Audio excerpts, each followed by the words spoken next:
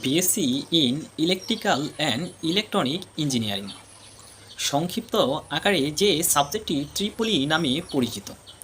আজ আমি আমার এই ভিডিওতে ত্রিপলি সাবজেক্ট সম্পর্কে আলোচনা করব। আমার এই ভিডিওটি দেখার মাধ্যমে আপনারা ত্রিপলি সম্পর্কে যা যা জানতে পারবেন।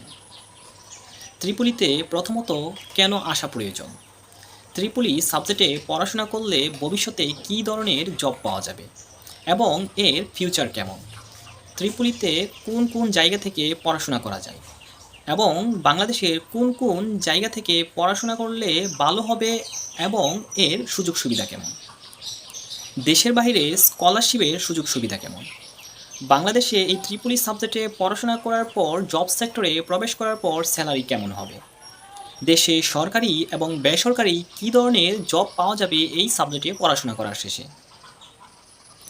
এবং এই সাবজেক্টে কাদের আসা প্রয়োজন এবং কি কি অ্যাবিলিটি থাকলে এই সাবজেক্ট একজন ছাত্রছাত্রীর নির্বাচন করা প্রয়োজন ইত্যাদি সব কিছু নিয়ে আজ আমি আমার এই ভিডিওতে আলোচনা করব।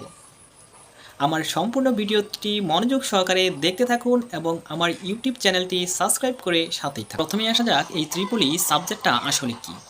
এই ত্রিপলি সাবজেক্টটা হচ্ছে দেশে ইলেকট্রিক্যাল যে মেনটেনেন্স এবং পাওয়ার সাপ্লাই এবং ট্রান্সফরমার ইত্যাদি হচ্ছে ইলেকট্রিক্যালের অন্তর্ভুক্ত। আর আইসি দিয়ে তৈরি সকল ইলেকট্রনিক ডিভাইস যেমন মোবাইল ফোন, টেলিভিশন, রেডিও ইত্যাদি ইলেকট্রনিক্স যন্ত্রাংশ নিয়ে আলোচনা করা এবং টেলিকমিউনিকেশন সিস্টেম নিয়ে আলোচনা করা ইত্যাদি হচ্ছে ইলেকট্রনিক্সের বিষয়। যেহেতু দুইটা সাবজেক্ট একসাথে অ্যাড হয়ে হচ্ছে ইলেকট্রিক্যাল অ্যান্ড ইলেকট্রনিক ইঞ্জিনিয়ারিং, এই জন্য অবশ্যই তুমি বুঝতেই পারছো এই ইলেকট্রিক্যাল অ্যান্ড ইলেকট্রনিক ইঞ্জিনিয়ারিং সাবজেক্টটা হচ্ছে একটা বিস্তৃত সাবজেক্ট।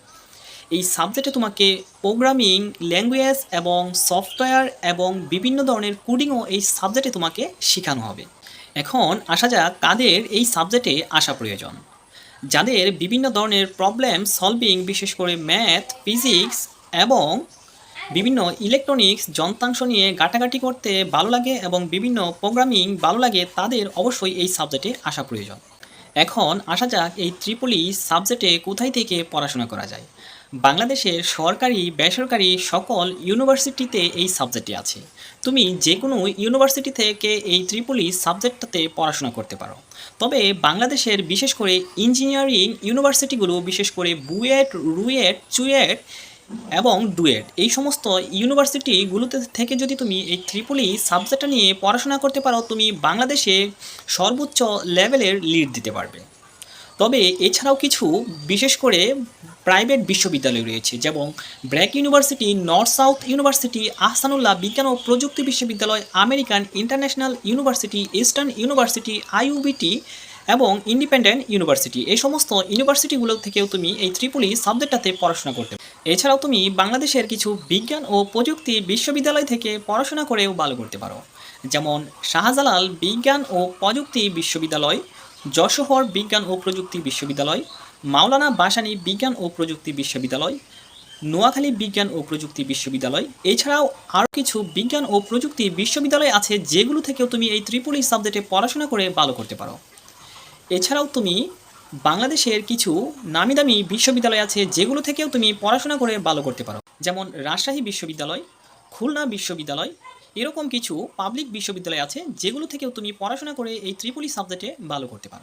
এখন আসা যাক এই ত্রিপলি সাবজেক্টে তুমি 4 বছর গ্র্যাজুয়েশন কমপ্লিট করার পর কী ধরনের জব সেক্টরে প্রবেশ করবে এবং বাংলাদেশে এর জব সেক্টর কেমন। এক কথায় বলতে গেলে বাংলাদেশে যে সকল সাবজেক্টে সব থেকে বেশি জব রয়েছে সেটা হচ্ছে ত্রিপলি সাবজেক্ট। তুমি এই সাবজেক্টে পড়াশোনা করলে সরকারি এবং বেসরকারি সকল ধরনের জবেই তুমি আবেদন করতে পারবে। সরকারি জবগুলোর মাঝে হচ্ছে যেমন তুমি সকল পাওয়ার প্ল্যান্ট এবং সকল টেলিকমিউনিকেশন অফিস এবং বিভিন্ন যে প্রতিষ্ঠান আছে সরকারি, এই সমস্ত প্রতিষ্ঠানে তুমি ইঞ্জিনিয়ার হিসেবে জয়েন করতে পারো। ত্রিপলি সাবজেক্টে পড়াশোনা শেষে বিভিন্ন কেরিয়ারের পথ তোমার জন্য উন্মুক্ত। পাওয়ার কোম্পানিতে প্রকৌশলী এবং টেলিযোগাযোগ কোম্পানিতে ইঞ্জিনিয়ারিং, রোবোটিক্স এবং অটোমেশন শিল্পে তুমি কাজ করতে পারো। বাংলাদেশে তুমি সরকারি যে জবগুলো করতে পারো, গণপূর্ত অধিদপ্তর এবং বিভিন্ন পাওয়ার প্ল্যান্ট এবং সকল টেলি যোগাযোগ অফিসগুলো এবং সরকারি সকল প্রশাসনিক এবং দাপ্তরিক ভবনগুলোতেও তুমি ইঞ্জিনিয়ার হিসেবে জব করতে পারো। এবং তুমি উপজেলা এবং জেলা নির্বাহী ইঞ্জিনিয়ার হিসেবেও তুমি জয়েন করতে পারো। এছাড়াও তুমি বেসরকারি কিছু জব, এক কথায় বলতে গেলে ত্রিপলি সাবজেক্টে তুমি পড়াশোনা করলে জব সেক্টর তোমার জন্য চারদিক থেকেই উন্মুক্ত। আসা যাক এই ত্রিপলি সাবজেক্টে পড়াশোনা করলে দেশে বাহিরে স্কলারশিপ এবং উচ্চশিক্ষার সুযোগ সুবিধা কেমন। বেশিরভাগ ইউরোপ কান্ট্রিগুলো এই ত্রিপলির ছাত্রছাত্রীদেরকে বেশি স্কলারশিপ দিয়ে থাকে এবং উচ্চশিক্ষার জন্য দেশের বাইরে সকল ইউনিভার্সিটিগুলোতে নির্দ্বিধায় পড়াশোনা করা যায়। এই জন্য এই ত্রিপলি সাবজেক্টে পড়াশোনা করলে উচ্চশিক্ষা এবং স্কলারশিপ নিয়ে তোমাকে কোনো টেনশনই করতে হবে না।